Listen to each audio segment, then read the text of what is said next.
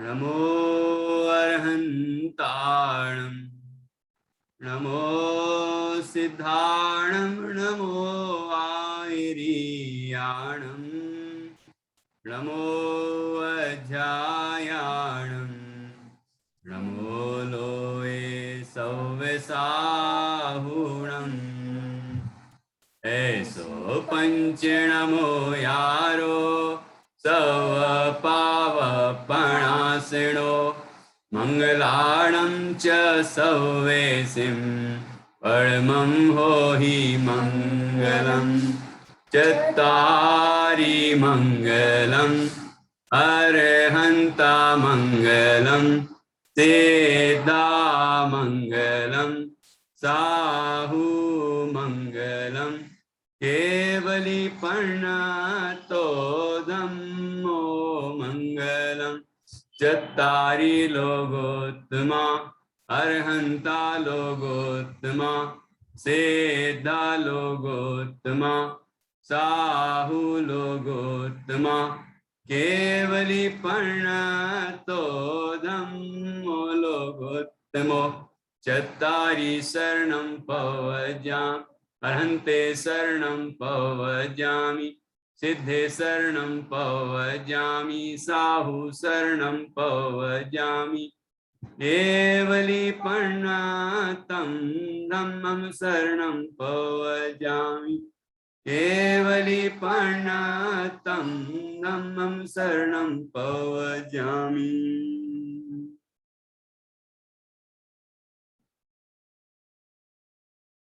गीत कुसुम में बाल वर्ग 1 और 9वीं कविता चलेगी। 9वीं कविता कल हुई थी, आप लोगों ने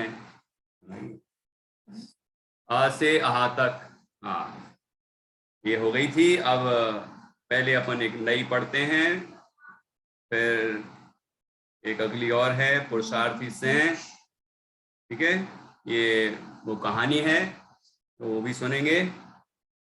चलिए पहले अपन बोधि वृक्ष पढ़ते हैं। निकालिए पेज नंबर 45 बोधि वृक्ष।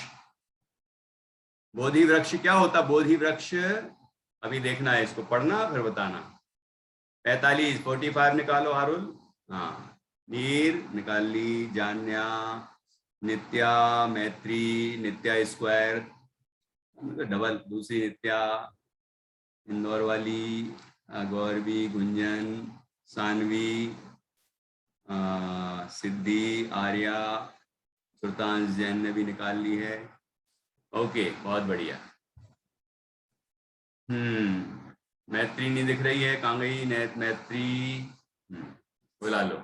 अच्छा चलिए, तो पहले बोधि वृक्ष पढ़ते हैं।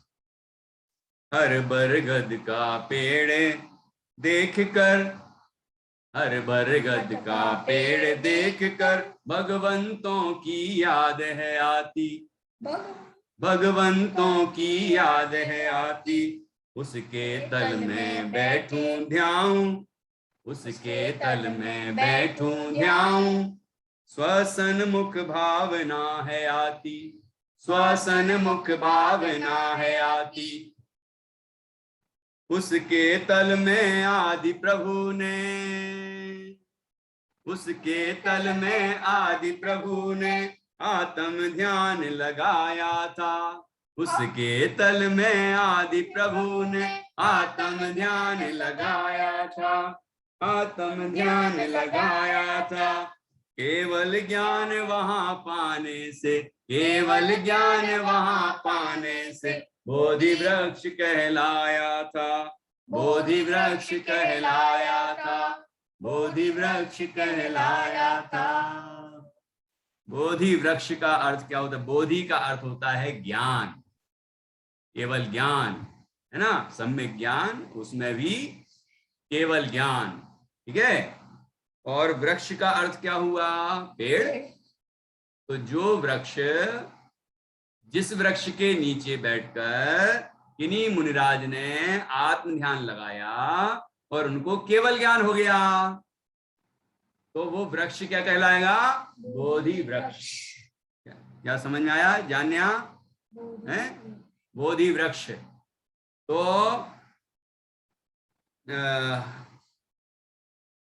बरगद का पेड़, बरगद का पेड़ अर्थात क्या होता है?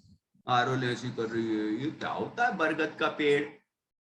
बरगद का पेड़ बोलो, बट वृक्ष बोलो, या अंग्रेजी में बोलो बैनियन ट्री। कौन सा ट्री? Banyan tree. आरुल खुश हो गई। हाँ, तो बैनियन ट्री तो बहुत सारे देखे होंगे, देखे होंगे। कलकत्ता में एक बैनियन ट्री है, बरगद का पेड़ मतलब बट वृक्ष। 3 नाम हो गए, 2 तो हिंदी के हो गए, हिंदी संस्कृत के। संस्कृत में बट वृक्ष हिंदी में ही बोलते हैं वो, लेकिन संस्कृत का मूल शब्द है बट वृक्ष, और हिंदी में बरगद, बरगद का पेड़, और इंग्लिश में banyan tree, banyan tree, right. अब देखो, तो कलकत्ता में एक पेड़ है बनियन ट्री, 500 साल पुराना है। कितने? 500 years old। लोग देखने जाते हैं, बहुत बड़ा गार्डन है उसमें देखने जाते हैं, हम भी गए थे। तो क्या हुआ, वो पेड़ ऐसा है कि उसमें से वो जड़ें सी निकलती हैं ना, देखा होगा, जड़ें निकलती हैं ऊपर से, डालियों में से जड़ें निकलती हैं, है ना, रूट्स निकलते हैं, और वो जमीन में चले जाते हैं, फिर जमीन में एक नया पेड़ बन जाता है। बन जाता है कि नहीं? हाँ, फिर ऐसे जितने सारे वो जड़ें निकलेंगी उतने पेड़ बनते जाएंगे, बनते जाएंगे, बनते जाएंगे, बनते जाएंगे। तो ऐसे वो सारा एक पेड़ इतना बड़ा हो जाता है। तो ऐसा वहां बहुत बड़ा, जितना तुम्हारे घर मतलब कॉलोनी में या तुम्हारे शहर में बड़ा गार्डन होगा ना, इतना बड़ा गार्डन, तो ऐसा बड़ा सा पेड़ है, बहुत बड़ा, है ना, बहुत बड़ा पेड़ है। तो इतना वो बरगद का पेड़ है। अब ऐसे बहुत सारे बरगद के पेड़ होते हैं, तो जो जो बरगद का पेड़ हो, है ना, उसको देख के हमें किसकी याद आ सकती है? हमें याद आ सकती है कि ऐसा एक बरगद का पेड़ था जिसके नीचे बैठकर आदि प्रभु ने, अर्थात आदिनाथ जब मुनिराज थे, उनने अपने आत्मा का ध्यान लगाया था और तब उनको केवल ज्ञान हुआ था। आदिनाथ स्वामी ऋषभ देव भगवान, जानते हो ना, पहले तीर्थंकर। तो पहले तीर्थंकर ने बट वृक्ष के नीचे बैठकर अपने आत्मा का ध्यान लगाया और उनको केवल ज्ञान प्रकट हुआ। तो उस बट वृक्ष की पूजा, बट वृक्ष की पूजा करने, अब बट वृक्ष की पूजा करने तो कोई आएगा नहीं, पेड़ की कोई पूजा करता है क्या? लेकिन बट वृक्ष की पूजा करने तो कोई नहीं आया, लेकिन भगवान की पूजा करने आए। देव लोग किसकी पूजा करने आए? भगवान की। और मनुष्य भी भगवान की पूजा करने आए, लेकिन मनुष्य कहाँ खड़े रहेंगे? जमीन में, जमीन पे खड़े रहेंगे ना, बरगद के पेड़ के पास ही तो खड़े रहेंगे, मतलब वहीं खड़े रहेंगे जहां से भगवान को मोक्ष हुआ। तो पेड़ के पास खड़े थे, और देव लोग आसमान में भी उड़ रहे थे, वहां भी भगवान की भक्ति कर रहे थे, है ना। ऐसा भगवान को केवल ज्ञान हुआ वहां है। तो अब लोगों ने क्या किया कि ये तो भूल गए वो कि ये पेड़ की पूजा नहीं थी, ये पूजा तो भगवान की हो रही थी, है ना। पहले मुनिराज बैठे थे उसके नीचे, पेड़ के नीचे, तो मुनिराज की हो रही थी, और मुनिराज को केवल ज्ञान हो गया, तो अब केवल ज्ञानी अनंत परमात्मा की पूजा हो रही थी, है ना। देवताओं ने, मनुष्य ने, सबने आके उनकी पूजा की। लेकिन लोगों ने क्या सोचा? लोगों ने ये तो नहीं सोचा, ये भूल गए कि वहां पर ऋषभ देव भगवान को केवल ज्ञान हुआ था, इसलिए वो बोधि वृक्ष है। और केवल ज्ञान होने के बाद वो जमीन पे थोड़ी बैठे रहते हैं, वहां पेड़ के नीचे। केवल ज्ञान होने के बाद वो जमीन से कितने ऊंचे? 2000 हाथ, है ना, ऊंचे वो विराजमान हो जाते हैं जमीन से ऊपर आसमान में। तो वहां पर भगवान आदिनाथ स्वामी विराजमान हो गए। और वहां विराजमान हुए तो सब देवताओं ने वहां पूजा की उनकी, ठीक है। तो इस तरह, लेकिन उनका बोधि वृक्ष कौन सा कहलाएगा? बनियन ट्री, बट वृक्ष, जहां की उनको बैठ के ध्यान लगाने से केवल ज्ञान हुआ, उस पेड़ को बोधि वृक्ष कहते हैं। तो अब देखना, जितने बरगद के पेड़ देखें कभी भी, तो पेड़ की पूजा मत करना, लेकिन पेड़ को देखकर याद करना। किसको? कि ऐसे ही एक वृक्ष था बरगद का पेड़, उसके नीचे बैठकर ऋषभ देव को, भगवान आदिनाथ को मुनि दशा में केवल ज्ञान की प्राप्ति हुई थी। समझ में आया? तो हर बरगद का पेड़ देखकर भगवंतों की याद है आती। ऐसे ऐसे ऐसे बरगद के पेड़ के नीचे और भी मुनिराजों ने ध्यान लगाया होगा, है ना, और भी कई मुनिराजों ने केवल ज्ञान पाया होगा, लेकिन तीर्थंकर के विशेष कल्याणक होते हैं ना, तो वो प्रसिद्धि हो जाती है कि उनका ही बोधि वृक्ष कहलाता है केवल तीर्थंकरों का, ठीक है। तो उसके तल में बैठूं ध्याऊं, कि हम भी एक दिन बरगद के पेड़ के नीचे बैठें और अपने आत्मा का ध्यान लगाएं और हम भी केवल ज्ञान प्राप्त करें। ऐसी भावना होना चाहिए कि नहीं? क्यों जान्या, नित्या होना चाहिए कि नहीं भावना ऐसी? तो उसके तल में बैठूं ध्याऊं, स्वसन्मुख भावना है आती। स्वसन्मुख भावना, अपने आत्मा में लीन होने की भावना जागृत हो जाती है। उसके तल में आदि प्रभु ने आत्म ध्यान लगाया था, केवल ज्ञान वहां पाने से बोधि वृक्ष कहलाया था। छोटी सी कविता है, समझ में आई? हमारा जो आचार्य रवि सेन द्वारा रचित पद्म पुराण ग्रंथ है, उसके अंदर ये बात आई है, जो मैंने आपको इतनी सारी बात बताई ना, ये भगवान आदिनाथ स्वामी का ये बोधि वृक्ष कहलाता है। और जब वो मुनि थे उसके पहले, तो उनने वहीं बैठ के ध्यान लगाया था और देवताओं ने आके भगवान की पूजा की थी, लेकिन लोगों ने वो पेड़ की ही पूजा शुरू कर दी। हाँ, देख लेना, बहुत सारे लोग पेड़ की पूजा करते हैं, बनियन ट्री को धागे से बांधते हैं, कहीं उनके वो कुछ कपड़े वपड़े बांध देते हैं, कहीं अपनी मन्नतें राखी बांध देते हैं, कहीं कुछ करते हैं, ऐसी मान्यता करते हैं कि हे बोधि, हे बरगद के पेड़, तुम मुझे ये देना, तुम मुझे वो देना, तुम मुझे ये चीज दे देना, ऐसी मान्यताएं करते हैं। लेकिन वो उनको याद ही नहीं है कि ये बरगद का पेड़ पूजते क्यों हैं। कोई बरगद का पेड़ कोई पूजेगा क्या? बरगद का पेड़ थोड़ी पूजनीय है, पूजनीय तो वो भगवान हैं, वो मुनिराज हैं, जिनने आत्म ध्यान लगाया वो मुनिराज हैं। और मुनिराज ने पाया केवल ज्ञान, तो केवल ज्ञानी अरहंत परमात्मा वो पूजनीय हैं। कोई पेड़ पूजनीय थोड़ी हो जाता है। लेकिन जिस पेड़ के नीचे मुनिराज ने आत्म ध्यान लगा के केवल ज्ञान पाया, उस पेड़ की भी महिमा करते हैं हम, और उसको बोधि वृक्ष कहते हैं, है ना, लेकिन उसकी पूजा नहीं करते। समझ में आया कि नहीं आया? तो फिर से एक बार पढ़िए कविता जल्दी से, फिर सुनूंगा मैं। हर बरगद का पेड़ देख कर भगवंतों की याद है आती, उसके तल में बैठूं ध्याऊं। कैसे बैठूं? उसके तल में बैठूं ध्याऊं, स्वसन्मुख भावना है आती। उसके तल में आदि प्रभु ने आत्म ध्यान लगाया था, केवल ज्ञान वहां पाने से बोधि वृक्ष कहलाया था।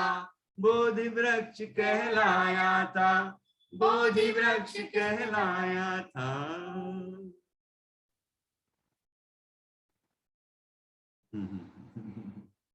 ठीक है, कैसी लगी कविता? कैसा ज्ञान मिला आपको? अब मुझे बताना कि ऋषभदेव भगवान का बोधि वृक्ष तो हो गया बरगद का पेड़, बट वृक्ष या बनियन ट्री। अब बाकी जो तीर्थंकर हैं उनका बोधि वृक्ष कौन सा है? सबका अलग अलग हो सकता है कि नहीं? तो कौन से तीर्थंकर ने मुनि दशा में किस पेड़ के नीचे बैठकर आत्म ध्यान लगाया था और वह भी उनका बोधि वृक्ष कहलाया था? ये आदिनाथ स्वामी का बोधि वृक्ष है बनियन ट्री, बरगद का पेड़, लेकिन महावीर स्वामी का दूसरा हो सकता है कि नहीं? अजितनाथ से लेकर महावीर स्वामी तक सबके अलग अलग हो सकते हैं। कुछ के एक से भी हैं और कुछ के अलग अलग भी हैं। पीपल का पेड़ भी तो लोग पूछते हैं, पता है आपको? पीपल का पेड़, पीपल के पेड़ को क्या कहते हैं अंग्रेजी में? क्या कहते हैं? उसका नाम थोड़ा अटपटा सा है। पीपल का पेड़ कौन जानता है? अंग्रेजी में इंग्लिश नेम पीपल का पेड़ तो देखा होगा, वो तो कहीं भी उग जाता है, वो बहुत बड़ा होता है वो भी। हाँ, उसको इंग्लिश में कोई जानता है क्या? इंग्लिश में क्या बोलते हैं? किसी को याद आ रहा है क्या? नहीं आ रहा, चलो ढूंढ लेना। पीपल का पेड़ तो देखा है ना? हाँ, तो पीपल के पेड़ के नीचे बैठ के किनको केवल ज्ञान हुआ था? हैं? अरे जानने हाथ खड़ा कर रही, देखो। अच्छा भैया जी, आदिनाथ भगवान को। अरे देवी, क्या कर रही हो तुम? आदिनाथ मतलब बरगद के पेड़ के नीचे बैठ के केवल ज्ञान हुआ था। हाँ, मतलब बरगद के पेड़ के नीचे। अरे तो मैंने बरगद के पेड़ की थोड़ी पूछी, मैंने तो पूछी पीपल के पेड़ के नीचे की बात पूछी। तो कौन से तीर्थंकर होंगे वो? 14 नंबर की। अच्छा, आरुल को पता है क्या? नहीं है? अच्छा, 14 नंबर के तीर्थंकर कौन से हैं? 40 नहीं, 14 14 नंबर के तीर्थंकर का नाम बताओ। अरे रे, आरुल को कुछ नहीं आ रहा आज। तो क्या हो गया आरुल? 24 तीर्थंकरों के नाम नहीं आते? अरे तो आना चाहिए यार, तो सिखाना पड़ेगा। हाँ, अनंतनाथ भगवान। हाँ, 14वें अनंतनाथ है ना, से ही का चिन्ह। तो वो तीर्थंकर अनंतनाथ तीर्थंकर जब मुनि थे तो मुनि अवस्था में कौन से पेड़ के नीचे बैठ के उनको केवल ज्ञान हुआ था? केवल ज्ञान तो आत्मा के ध्यान से ही होता है ना, लेकिन कहीं ना कहीं तो बैठेंगे कि नहीं? तो कोई पेड़ के नीचे बैठे और उनने आत्मा का ध्यान लगाया तो केवल ज्ञान हो गया। तो उस पेड़ को क्या बोलेंगे? बोधि वृक्ष, बोधि वृक्ष बोलेंगे। तो अनंतनाथ भगवान को केवल ज्ञान की प्राप्ति हुई थी पीपल के पेड़ के नीचे।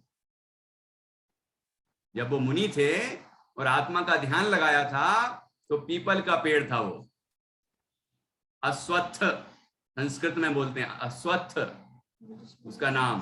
अंग्रेजी का नाम मुझे याद नहीं आ रहा है ना, कोई अटपटा सा नाम है, इसलिए चटपटा सा होता तो याद रहता। तो देख लेना तुम, पीपल का पेड़ ऐसा है, उसमें गूगल में सर्च करना तो आ जाएगा। अच्छा, जानना जी कुछ फिर फरमा रही हैं। भैया जी, मुनि क्या पेड़ के नीचे वो करते ध्यान? मुनिराज क्या पेड़ के नीचे ध्यान करते हैं? तो जंगल में क्या महल के नीचे करेंगे? मुनिराज जंगल में साधना करते हैं तो कोई ना कोई पेड़ के नीचे बैठ जाते हैं, कोई ना कोई शिला के ऊपर बैठ जाते हैं, है ना। पेड़ के नीचे बैठने से ऊपर से छाया भी मिलती है, मिलती है कि नहीं? तो नेचुरल प्राकृतिक व्यवस्था है। वो पेड़ के नीचे वो ऐसे शिला वगैरह पत्थर भी लगा देते हैं ना लोग, तो उसके ऊपर भी बैठ सकते हैं, और बिना पेड़ के नीचे भी बैठ सकते हैं, है ना। वैसे ही शिला के ऊपर, पत्थर के ऊपर बैठ गए, ऐसी शिला होती चट्टानें, उसके ऊपर बैठ के ध्यान लगाया। समतल पे से बैठ के ध्यान लगा, धरती जमीन के ऊपर। वैसे तो पत्थर के ऊपर ज्यादा अच्छा बैठने में थोड़ा ठीक लगता है ना, उसके ऊपर बैठ के अपने ध्यान लगाते हैं आत्मा का। समतल भूमि पे भी बैठ के लगा सकते हैं। वो भूमि जीव रहित होना चाहिए, है ना। अब जमीन पर बैठेंगे तो जमीन पर ऐसे जीवाणु रहते हैं ना, छोटे छोटे छोटे, लेकिन पत्थर के ऊपर नहीं देखे होंगे, है ना। ऐसे मिट्टी में तो वो जीव होते हैं, लेकिन वो पत्थर के ऊपर नहीं होते। ऐसे चलते फिरते भले ही हों, लेकिन ऐसे सामान्य रूप से नहीं होते। तो पत्थर के ऊपर अच्छे से जो बैठने की जगह हो व्यवस्थित, उसके ऊपर बैठ के अपने आत्मा में लीन हो जाते, तो मुनिराजों को केवल ज्ञान हो जाता है। केवल ज्ञान होने के बाद अरहंत दशा होती है, और अरहंत दशा में के बाद फिर सिद्ध दशा हो जाती है, वो सिद्ध बन जाते हैं। समझ में आया? आया कि नहीं आया? आगम को भी आया कि नहीं आया? आगम को भी आया। किस किस के घर में पद्म पुराण है? पद्म पुराण, अच्छा, आरुल के पास है, सिद्धि आर्या के पास भी है, जान्या के घर में भी है, जान्या, नित्या, मैत्री। अच्छा, और वो पूछने गया है, नीर सिंह ही पूछने गया है मम्मी से जल्दी से, है ना। और ये नाखून खा रही है गौरवी। पद्म पुराण, जिसमें रामचंद्र जी का चरित्र बताया गया है, जैन रामायण भी कह सकते हैं उसको, पद्म पुराण। तो पद्म पुराण जो मूल ग्रंथ है, आचार्य रवि शरण द्वारा रचित है, उसके 20वां अध्याय पढ़ना।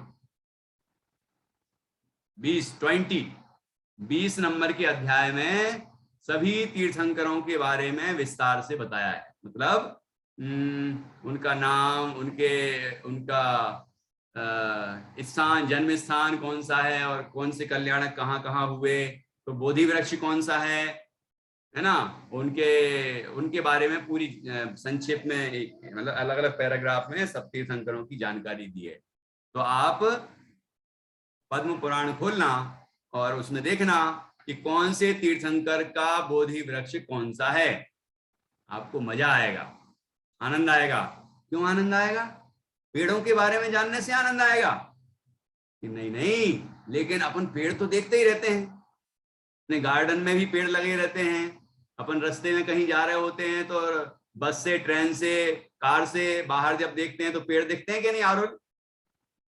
पेड़ दिखते हैं ना बहुत सारे। तो यदि हमें ऐसे पेड़ दिख जाएं कि जो हमारे तीर्थंकरों के बोधि वृक्ष होंगे, तो कैसा लगेगा? तो उन तीर्थंकर की याद आएगी, अरे ये तो पेड़ वही वाला है, ये तो वही पेड़ है ना। ऐसे ही कोई पेड़ के नीचे, इसी नाम वाले पेड़ के नीचे बैठ के वो उन तीर्थंकर को केवल ज्ञान हुआ था। तो उन तीर्थंकर की याद आ गई कि नहीं आई? तो आपको तीर्थंकर की याद आई, भगवान की याद आई, मुनिराज की याद आई, तो पुण्य की प्राप्ति हुई और आत्मा के अनुभव की प्रेरणा मिलेगी। और पेड़ को देख के, कितनी बढ़िया हवा चल रही है, उसके पेड़ के नीचे बैठ के मैं छाया ले लूं, आराम कर लूं और फल खा लूं, ये सोचोगे तो पाप बंधेगा। लेकिन तीर्थंकर को याद करोगे, मुनिराज को याद करोगे, भगवान को याद करोगे तो पुण्य बनेगा और आत्मानुभव की प्रेरणा मिलेगी, अपने आत्मा को जानने की प्रेरणा मिलेगी। समझ में आया कि नहीं आया? ठीक है, तो इस तरह से आप पढ़ना, तो उसमें बहुत सारी सब चीजें लिखी हुई हैं, तो पता चल जाएगा आपको कि कौन से तीर्थंकर का बोधि वृक्ष कौन सा है। ठीक है ना? चलो, तो इस तरह से ये वाली कविता पूर्ण हुई। अब एक बार और पढ़ते हैं अपन। क्या कविता है?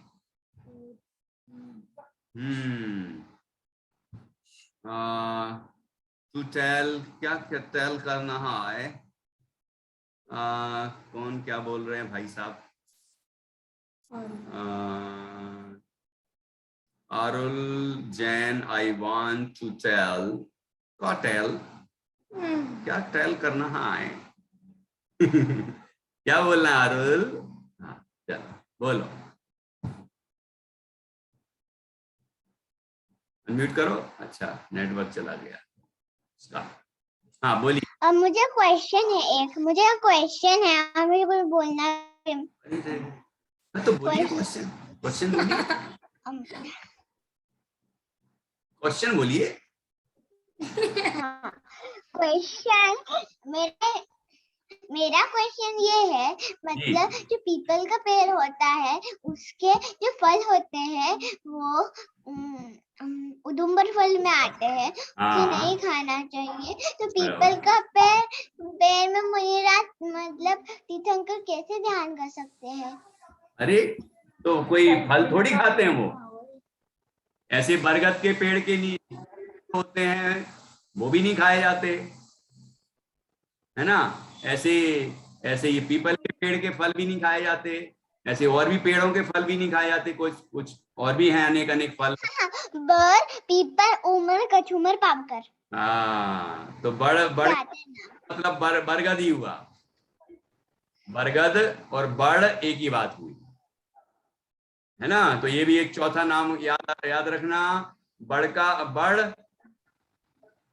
बोलो, बरगद बोलो, बट वृक्ष बोलो, या अंग्रेजी में बनियन ट्री बोलो, एक ही बात है।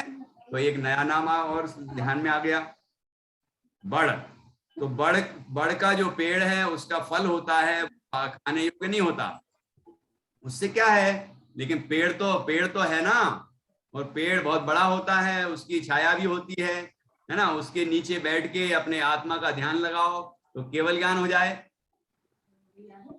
तो उन मुनिराजों को हम याद करें, उन भगवंतों को याद करें, और हम भी ध्यान लगाएं तो हमारा कल्याण होगा। ठीक है, ठीक है आरोल जी, क्वेश्चन वाली। और मुझे ये भी एक चीज बोलनी है, मेरे घर के सामने मेरे पास एक उदुम्बर फल वाला पेड़ भी है। तो उसके फल मत खाना। हाँ, मैं उसके फल नहीं खाती, पर मुझे कोई खाता है। ठीक है, ठीक है। ऑलमोस्ट उसके फ्रूट गिरने लग गए हैं, पर संभाल के चलना पड़ता, कोई फ्रूट पे स्टेप नहीं कर पाते क्योंकि बहुत सारे गिरे हुए होते हैं, घर के सामने भी आ जाते हैं। ठीक है, ठीक है। तो ऐसे और भी कई वृक्ष हैं, है ना। सप्तपर्णी नाम होता है एक, सप्तपर्णी, तेंदू का पेड़, है ना, ऐसे आम का पेड़, है ना।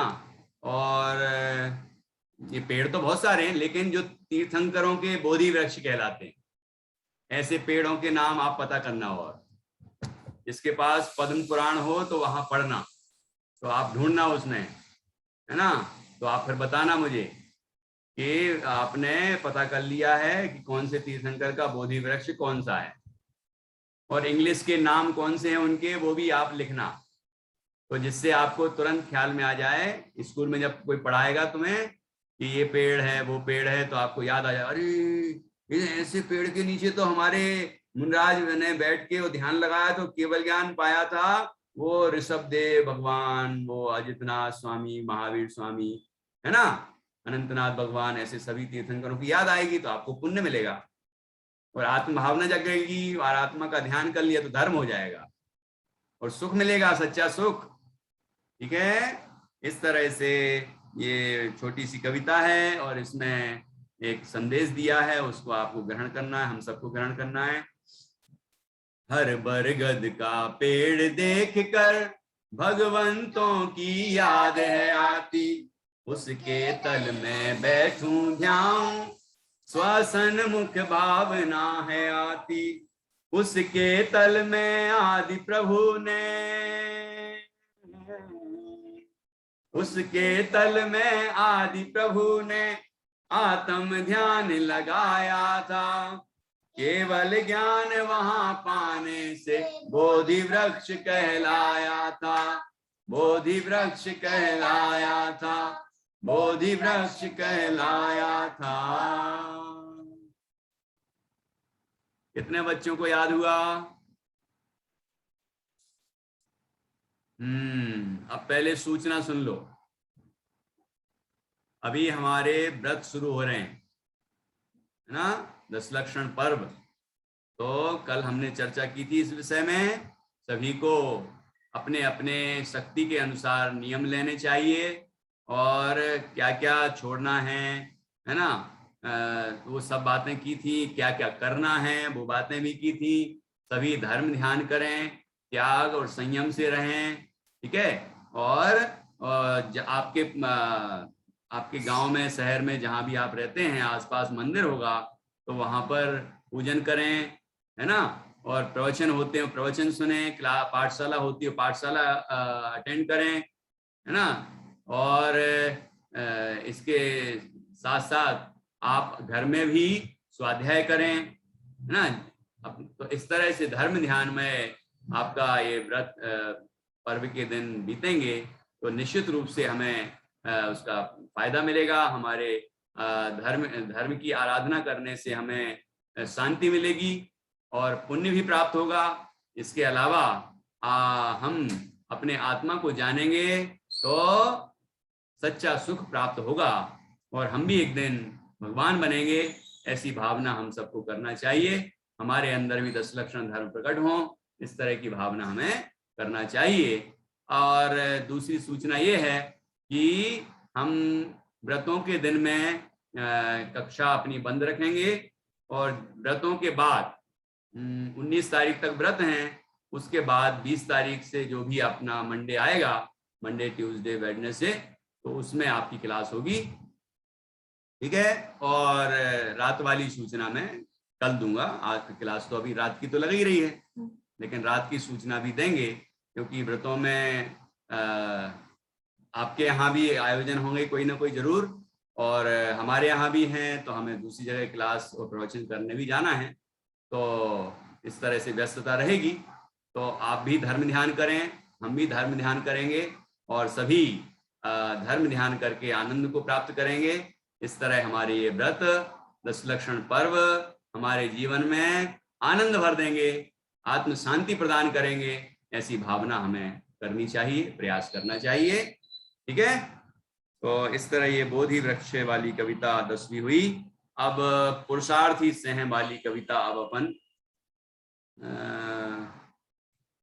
फिर बाद में पढ़ें।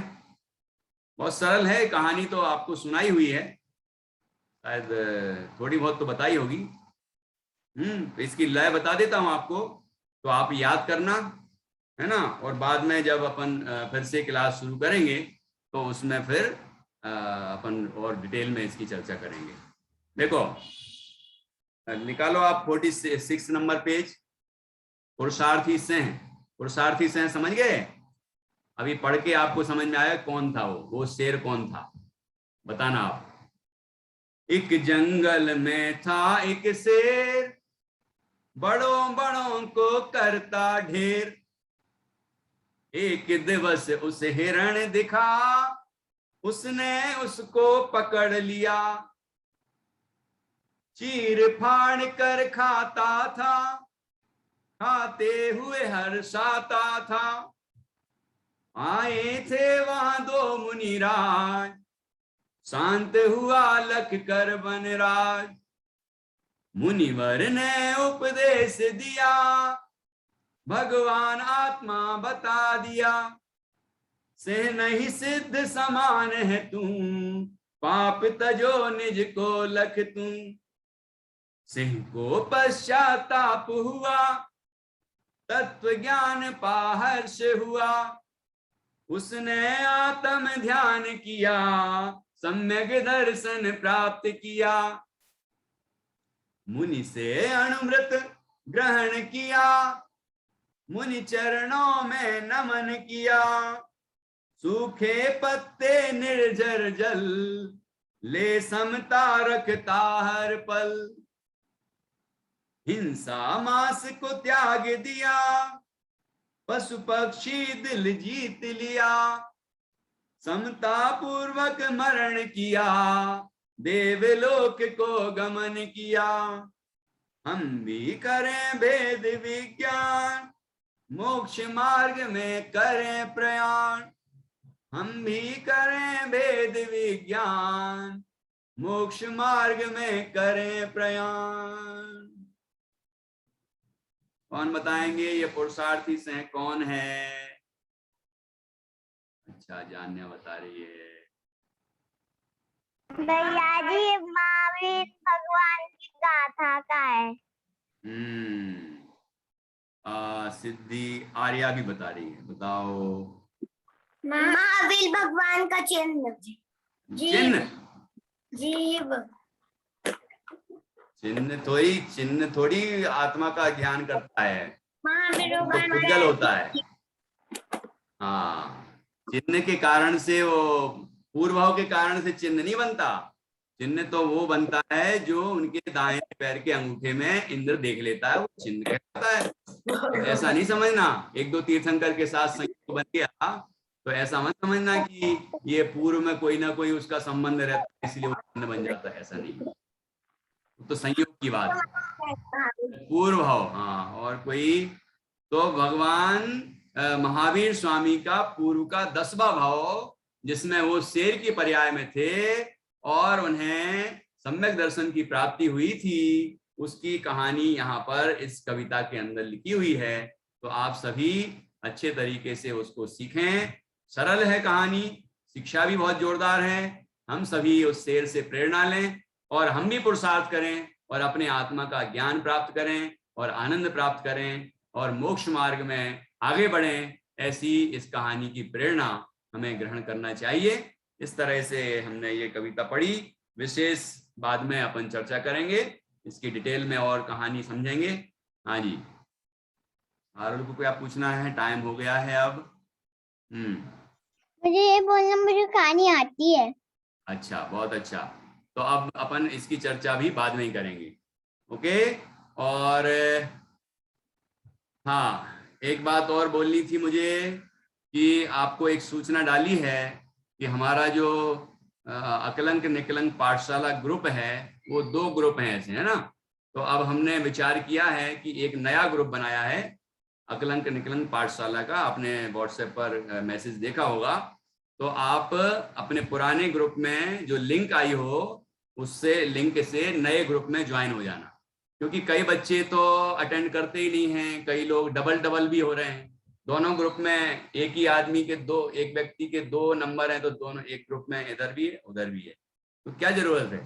तो मैं चाह रहा हूं, मैंने कहा कि एक ही ग्रुप बनाएंगे अकलंक निकलंक पाठशाला। उसके पहले लिखा होगा ए से अकलंक, एन से निकलंक और पी से पाठशाला। तो ANP अकलंक निकलंक पाठशाला।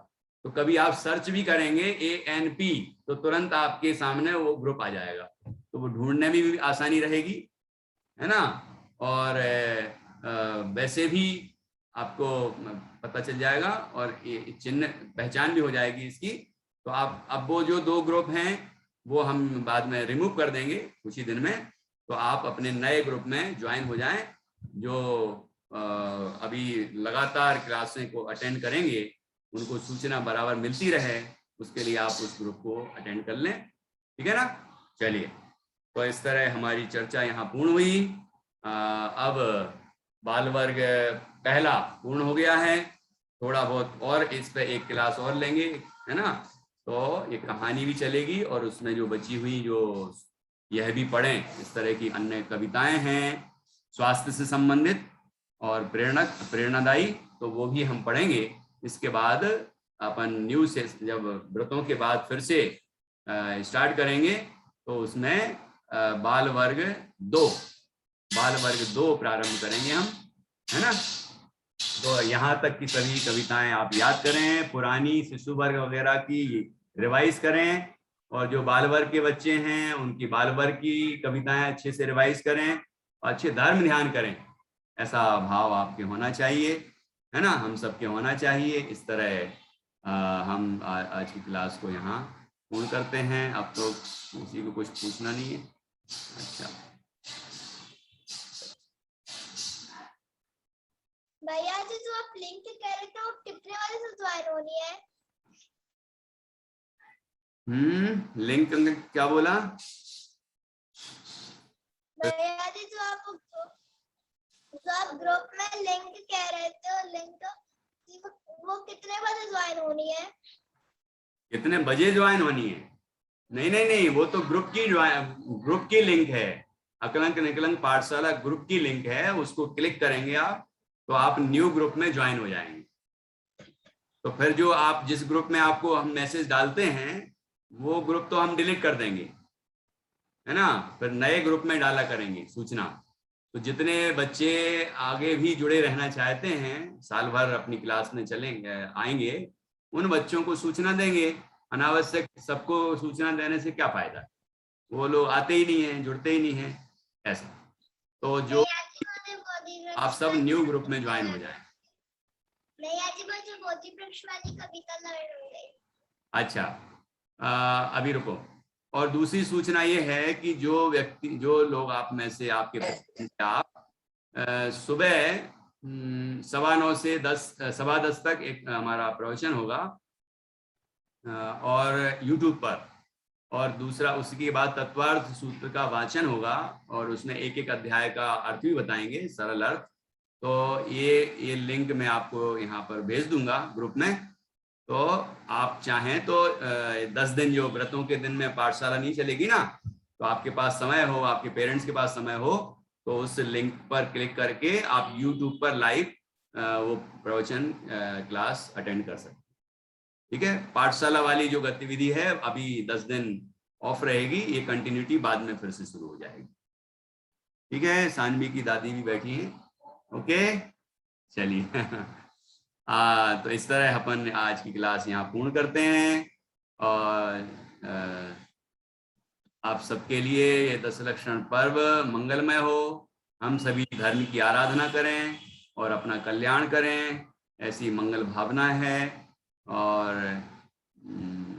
और जैसी सूचना मिले आप मतलब 20 तारीख 19 के बाद से रीस्टार्ट करेंगे आगे का चैप्टर्स।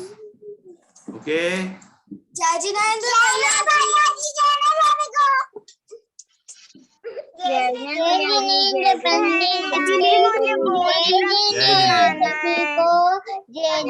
जी, मुझे बोधि वृक्ष सुनाना है।